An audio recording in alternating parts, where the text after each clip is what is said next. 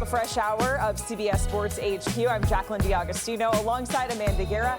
Happy Thanksgiving Eve. If that's a big holiday. If that's a holiday, a thing that we do. You used to go out when you were like in college? Yeah, when I would come back, 100%. And I spent a few Thanksgivings in the great city of Cincinnati, where I believe the people douse their turkey in Skyline chili. I did not partake in that, but I'm sure somebody in the greater Cincinnati area is grabbing their can of Skyline and eating it on Thanksgiving.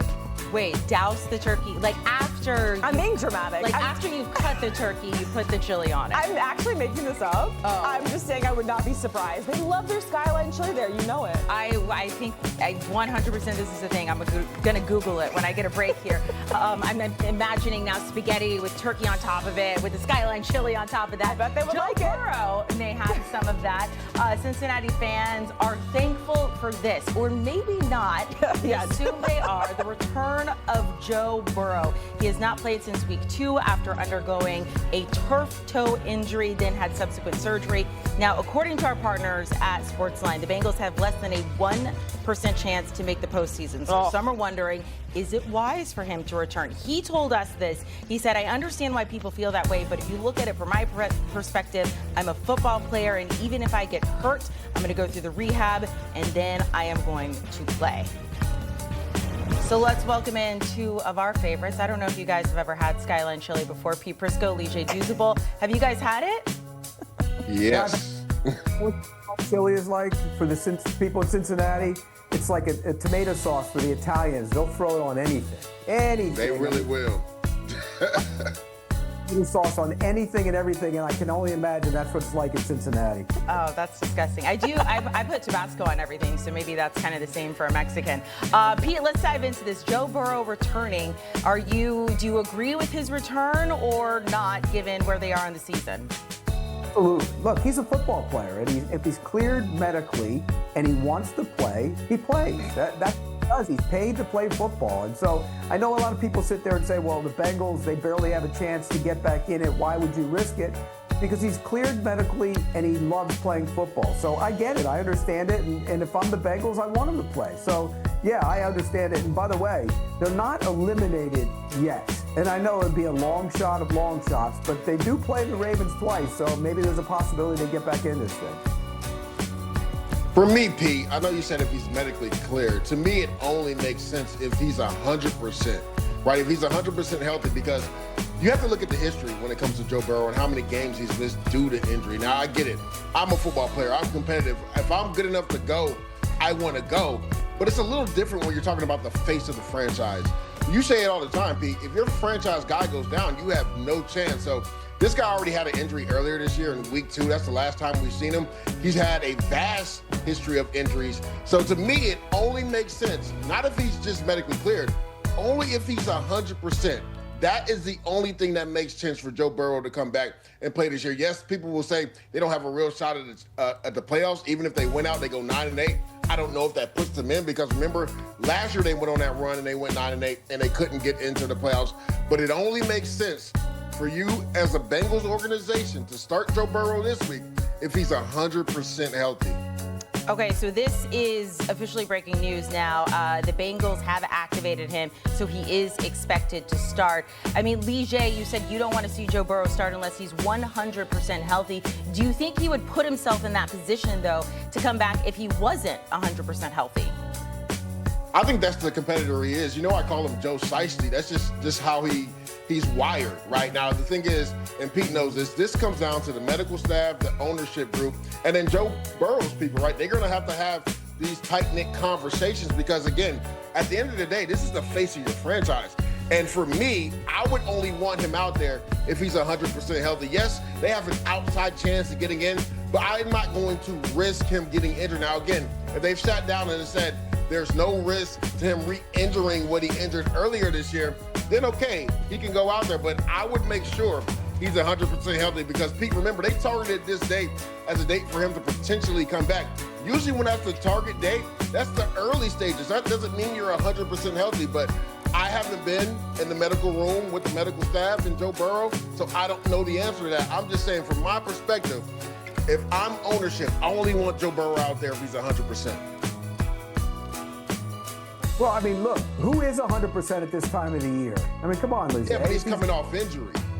He's medically cleared and he wants to play. Why shouldn't he play? I mean, it makes no sense. Okay, he's not all the way back, but who is? And so if he's cleared medically, and believe me, I can only imagine what those doctors have done for him to be able to play and to get him medically cleared. I don't think they're fudging. I don't think he's rushing it. I think he's ready to play. And if he's ready to play, it's his decision and the team's decision to play him, and I think it's the right one. I mean, you do have to understand from Lee J's perspective, given Joe Burrow's injury history, looking at the standings and kind of look, they're going to play the Ravens. As you mentioned, Pete, they still have to play them twice.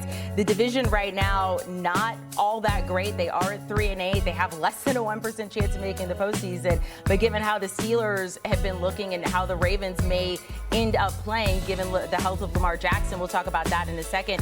Lee J, could they make some sort of run in this division with Joe Burrow back? Not at all. And again, I liken it to last year, Amanda, when I think they had to win like the last 5 to even have a chance, and even that wasn't good enough because they still missed the playoffs by a game. I believe Denver Broncos got in that 7th seed. And you look at the schedule, you talked about it, they have the Ravens twice, right? Now, that's a game that usually always comes down to the wire, but if I'm not mistaken, I think the Ravens swept them last year. They still have at the Buffalo Bills, right? And then they still got to play that Browns defense. And we know the history of Joe Burrow and the Browns. Like, that was a struggle for him week 1. They escaped with a win there, but he's always had a struggle with that Browns defense. So I don't think they have a legit shot. Yes, Joe Burrow will bring some energy to that team, but let's not forget this week he's going to be playing without T. Higgins. So one of his weapons on the outside won't even be at his disposal. So that means Jamar Chase will get a lot of extra attention. Now, Jamar Chase has been a Raven killer, but that's a tall task to beat the Ravens this week on the road without having T. Higgins. Pete, before we move on to the Ravens, any final thoughts on Joe Burrow and the Bengals? I don't think they're going to make a playoff push, to be honest with you. But again, I go back to what I said earlier. He's a football player. He wants to play. He's cleared to play. Go play. All right, let's move on to the Ravens. Let's talk about the health of Lamar Jackson. Speaking of quarterback health, can't seem to get or stay healthy. He hasn't thrown for more than 200 yards in his past 3 games. The past 2 games, 0 touchdowns and a couple of interceptions. Pete, where are you on Lamar Jackson right now? Well, he's another guy that's a competitor and wants to play and probably came back a little too soon, but he needed to. I mean, this team was in desperate straits. They had to start winning football games. He's not the same player right now, and you can clearly see it on tape. He doesn't have the same burst. He doesn't even try and run. Rarely do they have design runs for him. I mean, he had 7 rushes last week for 11 yards. That's not Lamar Jackson. Lamar Jackson's a guy who can get out and create and run around and scare you with his legs, but also can create with his legs and throw. And he hasn't been doing much of that either. So he's not the same player. I'm concerned about him. And now you have the toe injury to kind of compound the whole problem. He just doesn't look right. And until he does, this team has major offensive questions. Yeah, Pete, he's clearly not healthy. You talked about it. He's coming off the hamstring. Then he had the ankle. Now he has the toe. And it seems like everything is just compounding when it comes to Lamar Jackson.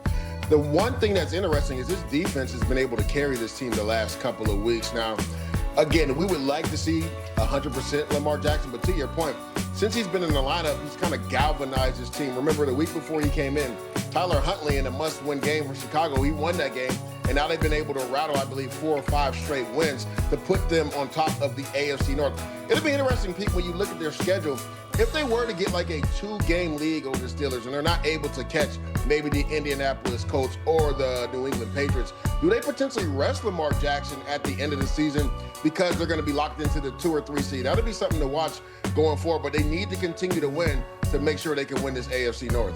Pete, if they get ahead, would you rest him? Yeah, I mean, at the end of the year, if he's not all the way healthy, I would rest him. I'd ask him if he wanted to sit, and if he had to sit, then I'd sit him. Absolutely. I don't think they're going to be in that situation, though, by the way. I don't think they're going to be having a 2-game lead with 3 to go or anything like that. I just don't see it. Yeah, their schedule, look, they do have the Bengals, then the Steelers, Ravens, Pats, Packers, and then the Steelers once again for the Ravens. Lee J, you mentioned the defense, just how incredible it has been. If the Ravens keep on the same track, trying to win with the beat-up offense, including Lamar Jackson, is it going to come down to this defense who's looking like one of the best in the NFL right now? Yeah, it's been a flip, right? In the beginning of the year, the offense was clicking on all cylinders and the defense really struggled. And people were calling for Zach Orr's head. The interesting thing, Pete, we've had this discussion. the defensive players for the Ravens weren't playing well. Like, when you look at it, Roquan Smith wasn't playing well. Kyle Hamilton wasn't playing well. One thing they did that was really good, Pete, that was underlying that a lot of people aren't talking about, the Olahi Gillum trade, and also the trade for Draymond Jones. I think that's really revitalized that defense because, one, it's allowed Kyle Hamilton to be that Swiss Army knife, right? Because now you have a three-headed monster at safety, and you can move him around. And right there, that guy, Mike Green, we've seen the best of him since Draymond Jones has come in because now he's not asked to be the first guy. And you see it during this 5-game win streak. They've been the #1 defense in football on points per game, third down percentage, and red zone touchdown percentage. So I think those two moves were sneaky moves to help refortify this defense, but also coming off the bye, they got a lot healthier. That was a big issue for this defense as well. They were banged up. Now they're playing the defense that we're accustomed the Ravens playing. Well, I mean, the last 2 weeks, they've played the Browns offense,